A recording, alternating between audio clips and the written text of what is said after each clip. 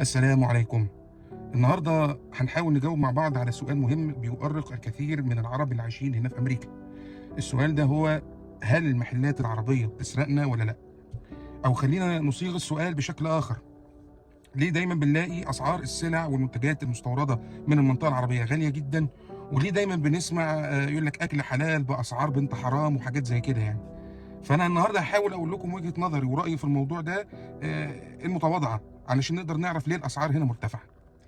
كان ليا زميل في اول مكان عمل اشتغلت فيه كان مستاء جدا من المحل العربي اللي جنبه، لانه رمضان جه وما عملش التخفيضات اللازمه، وقال لي انه اشمعنى كاسكو بيعمل تخفيضات وقت الكريسماس ووقت المناسبات للامريكان، بينما المحلات العربيه ما بتعملش حاجه زي كده. فاكتشفت ان زميلي ده غايب عنه حاجه مهمه جدا اسمها اقتصاديات الكم، او الايكونومي اوف سكيل. طيب، بأبسط معناه، او خلينا نقول كده بتعريف مخل، الايكونومي اوف سكيل ده معناه ان انا علشان ابيع حاجه بسعر قليل جدا يبقى لازم ابيع منها بكميات كبيره جدا.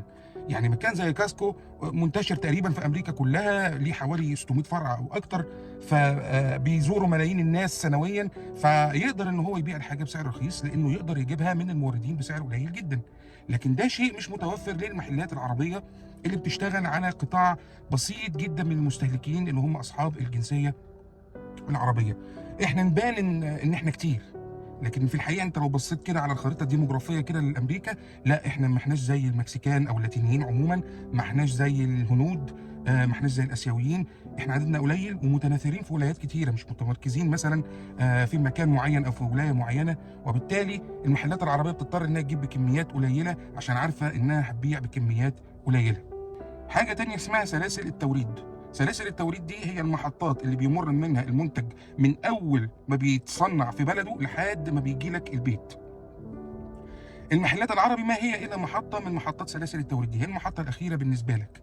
فالجشع أو الطمع مش بالضرورة يكون من المحل العربي اللي أنت بتتعامل معاه. يعني مثلا المورد اللي بيورد حاجة زي كده من البلد الأم ممكن يكون هو اللي عنده الجشع. يعني مثلا يقول لك إنه دول ناس يا عم بتقبض بالدولار في أمريكا، نعلي السعر مش مشكله. ممكن يلعب على حته النوستالجيا والحنين، انه طالما انت عايز تاكل المنتج اللي بيفكرك ببلدك وبوطنك فانا هبيعه لك بقى بسعر زياده واستحمل.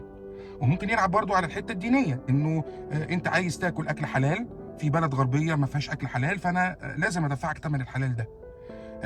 الطمع برضو ممكن يجي من المستورد اللي هنا. خدوا بالكم، انا بفترض، انا ما عنديش معلومات. المستورد اللي هنا ممكن يكون شايف انه ما عندوش منافسه كافيه فبيعلي السعر براحته. ده غير طبعا سعر تكلفه النقل الثابت، بسبب انه ثابت طبعا في ارتفاعه نتيجه ان الحاجه بتجيلك من مسافه بعيده جدا. فمش بالضروره ان يكون المحل العربي هو اللي بيغلي عليك. طب ليه دايما المحلات العربي في مرمى النيران؟ وليه دايما احنا بنتهمها الاتهام ده؟ بصراحه هم بيعملوا شيء وهم مسؤولين عنه مسؤوليه كبيره قوي بصراحه، وهو ده اللي بيخلينا دايما نيجي عليهم ونتهمهم الاتهام ده. لما بنيجي نشوفهم بيسعروا ازاي الوجبات الغذائيه في المطاعم بتاعتهم.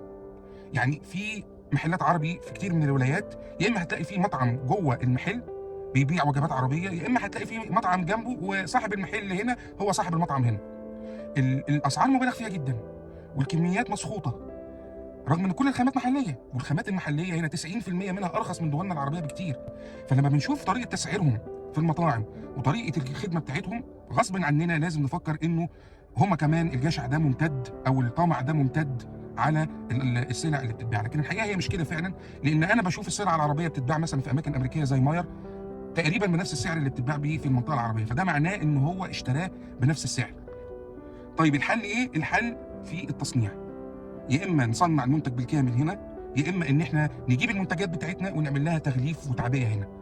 ودي خطوه انا شايفها اتخذت فعلا، في شركات ابتدت تشتغل في الموضوع ده، موجوده في شيكاغو ويمكن موجوده في مناطق تانيه. لكن محتاجين ان الموضوع يوسع اكبر، لانه لما هيوسع المنافسه هتزيد والاسعار هتقل بالتبعيه.